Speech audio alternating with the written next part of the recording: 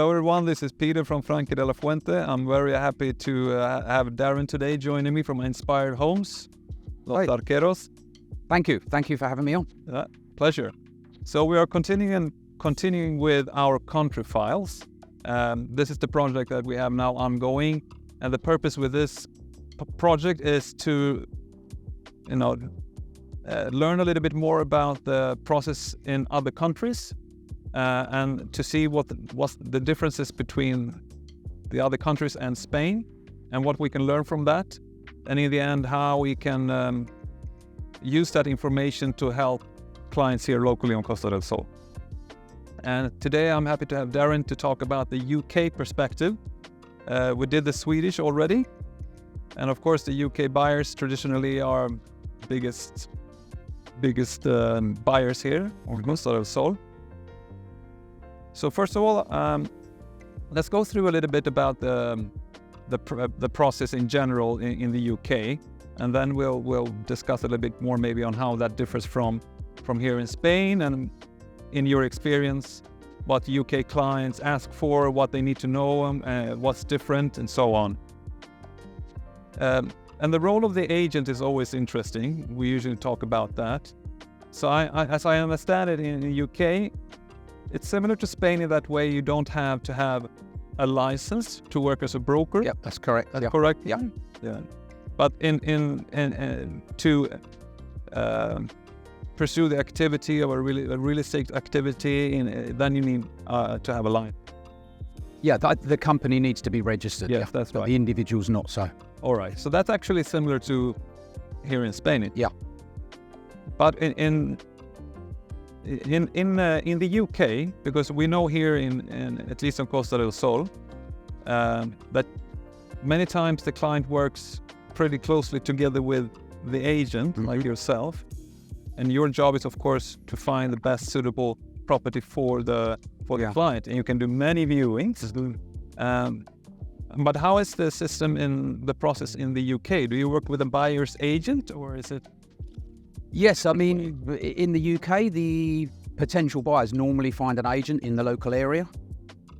So it's much more focused on niche areas. Whereas I think in Spain, as you know, we tend to cover quite a large area of the coast. Yeah. So if you're interested in one town, you'll probably find the local agent and you'll register with them. Mm. And normally they will put the buyer and seller together. So they'll operate for both parties.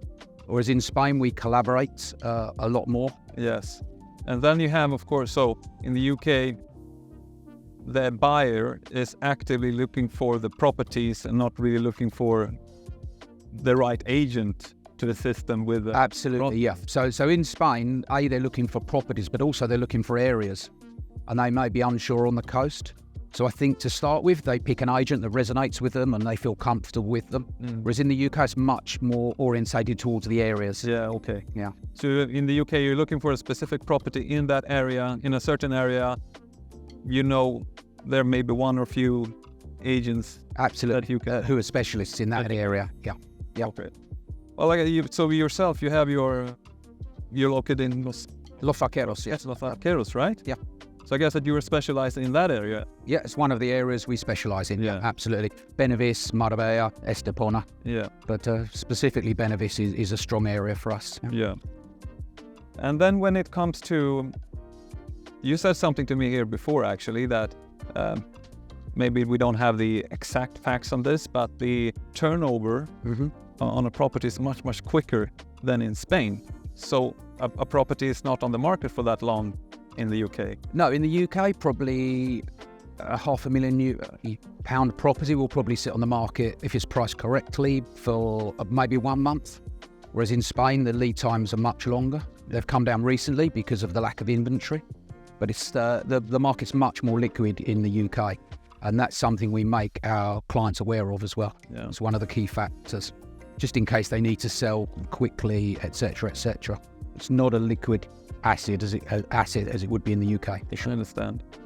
And that leads us a little bit to the price setting then also. So what would you say is the difference in setting the price for a property in the UK compared? Well, obviously in the UK, there's a lot more transparency.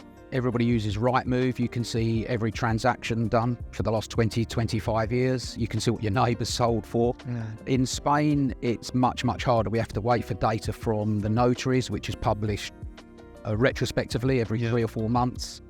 And the houses are not as generic as the UK, so they're more individual. So there's a lot more nuances in the pricing. It's actually much harder to price a property in Spain correctly. So would you say then, when UK buyers come here, they have the experience of that properties actually can move quite quickly? Yeah. But as a fact, they can be here on the market for a much longer time, actually. Absolutely, yeah. I mean, we have to educate them on several factors, really. One of them will be the buying costs. They're vastly different over here than they are in the UK. And yeah, the liquidity and the financing. So there's 3 things we sort of focus on before they come over here. All right. Let's talk about that then. So we know that in Spain, right, let's say in Andalucia, there are different percentages of taxes in different regions, but the transfer tax is 7%. Yeah. When you buy a property here. Mm-hmm. How is it in the UK? It's 1%. I mean, it's banded, so it can be 0, and it can go up to, I believe, 10% for super expensive properties. But most people would be paying around 1.5%, and that drives the liquidity of the market. People probably move 7, 8, 9 times in their lifetime. Yeah. Whereas in Spain, they tend to hold properties longer because of the execution costs, I guess. Transaction costs. So when do you start to talk about the difference in fees and tax? Well, we try and bring it up early in the conversations, really, so there's no surprises for the clients. And obviously, with a 10% closing fees, it can affect their budgets. Yeah. So it is something we try and bring into the conversation quite early in the process, normally before they've even set foot in Spain. These fees will be mentioned, along with mortgages and financing, etc., etc. Yeah, we mentioned this also in our previous conversation, that you can refinance your property in the UK. In Spain, it's much more difficult. Do you have that? Yeah, absolutely. Yeah, I mean, in the UK, financing is very, very easy. The market's more liquid. But in Spain, we advise people to take a mortgage from the offset, because once they own the property, it's much, much harder for them to try and obtain financing. But we have the sense that the UK clients assumes that it's going to be just as easy to get a mortgage here than as it is in the UK. Yeah, I think they do. Yeah, but obviously to get a mortgage here before you purchase is quite easy. The process is quite straightforward. But yeah, after you've bought, it's very, very difficult. So yeah, that's definitely one of the nuances between the markets. So you talk about I guess you talk about you probably go through the full process, but you focus on the transaction costs. We do, yeah. You have to talk about financing, mortgage. Is it anything else that usually comes up? And the other biggest factor is the area, because in the UK people will know the areas intimately, whereas here they're not sure where they went to live. So we will do quite a lot of work on areas in terms of schooling, restaurants, golf courses. So we do spend a fair amount of time researching areas with the clients and telling them our experiences of the areas, really. Yeah. We feel is best for them. Yeah, I see. Because if they're in the UK, they know which agency to go to, so to speak, when they're looking in a specific area. Yeah. You need to educate them on that. You can they can rely on you for any kind of property that they're looking for. Absolutely, yeah. We as you know, we all have access to shared databases, but that is one of the big factors. We need to educate them that we can show them any property they find online. So. And when so you usually bring this up as early as possible in? Yeah, again, normally before they land in Spain, before we arrange tours, we normally have a checklist. Yeah. All right. And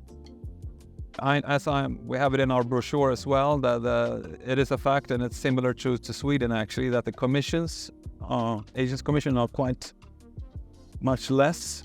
They are lower in the UK compared to Spain as well. Absolutely, yeah. Yeah. Is it something that they ask you about when they buy or they sell? When they're buying, no, because the commission's paid by the vendor. But obviously, when they come to sell, it is a bone of contention sometimes because it's 5% here, as you know, and they're used to paying between 1.25 in the UK. So it can make quite a difference, yeah.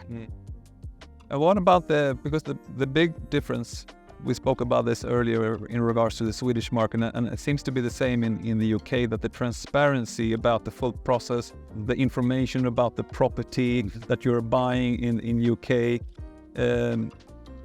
is very different to how it works here. So you have less information about the property, less information about prices in different areas, etc. Is that something that you have to actively work on? Yeah, we do. We have to inform clients. Price orientation is very important. We always advise them when they're buying the property, they are buying it as seen. So any problems after the purchase date is normally incumbent on them, which is obviously not ideal. So on the bigger purchases, we ask them to take a survey. Yeah. And there's quite a few companies down here that will do that, and they'll do a full structural survey. Just for peace of mind, I think that's money well spent. It can be between 1,000 and 2,000 euros. They usually do that in the UK, the technical inspections. Is that very common to do on villas? I think on the big properties, yeah. But on smaller apartments, it's not necessary, no. Similar? Yeah, probably similar to here. Absolutely, yeah. Okay. So when to learn something from this, then when it comes to UK clients, if you're assisting a UK client, you should be aware that the transactions costs are very different in the UK compared to Spain. Financing is a big thing, yeah, and the role of the agent also is a bit different in the UK compared to Spain. Absolutely, yeah. They're the three main factors that we impress on our clients, to be honest, before we start the process of actually actively looking for properties. All right. Just so they're aware of the costs, the hidden costs, and what level of service they can expect from us and our role in the process. All right. Yeah. Thanks very much, Darren.